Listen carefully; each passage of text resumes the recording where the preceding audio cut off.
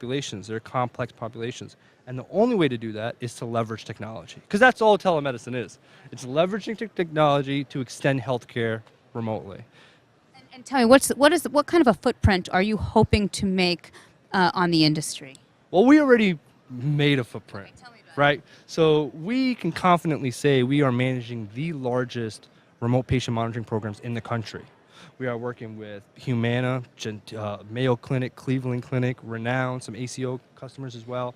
And we're bringing an approach where it's technology agnostic and we're focused more on operational logistics, asset management. Because a lot of reasons why remote patient monitoring programs don't scale and a lot of programs haven't been successful is because having them scale is a logistical nightmare. And so what we do is we do all the non-clinical tasks that are around a thriving, growing, healthy remote patient monitoring program. I noticed one thing, your conference bag had a lot of different, your badge had a lot of different flags on it. How many years have you been coming to this conference? Honestly, this is only my third conference, right? But look at this badge. I haven't seen all day. 1, 2, 3, 4, 5, 6 different layers. and I'll be honest with you, I am a telehealth ambassador is what I call myself, right?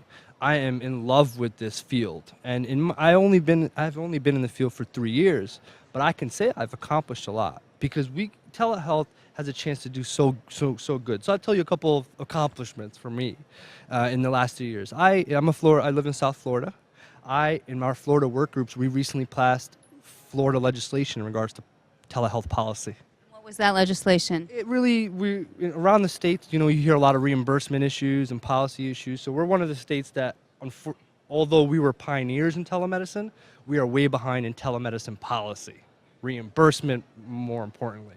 And so we passed a bill, 7087, our Florida work group, that put together a Florida Advisory Council and released surveys to all licensed providers and facilities in our state, which I helped write the surveys with. Oh, that's really great. And now this council has been mandated and appointed to submit recommendations to our governor next year, so hopefully we can get some policies in place. Because if we don't take the regulatory handcuffs off our providers and put limitations on telehealth, it's never work. So the conference. So this is your third year here, and tell me, what would you say to someone who was thinking about coming to this conference?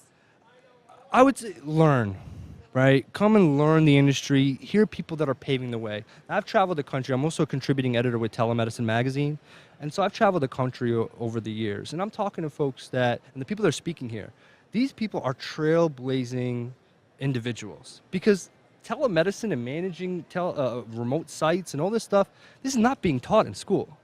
So the people that you're speaking to are pioneering the field. They're writing the playbook, right? And so when you come here, those are the people you need to learn from. If you're a young professional, that's another one of my stripes. If you're a young professional, you're going, because if you're going to be anyone in the healthcare business or in the healthcare field, you got to know telemedicine. And the people that are here are the ones that are paving the way. Great. Well, thank you so much for stopping by and saying hello to us today. Thank you for having me. Okay.